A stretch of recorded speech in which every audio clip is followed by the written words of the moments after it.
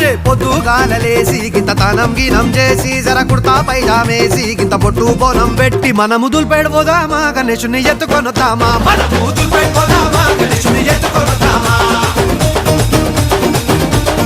ఇంకొకడు చందారాసిండు ఇంకోడు కాడుకి కిండు జబ్బుల పైసల్లేనోడు గూగుల్ పేనే కొట్టిండు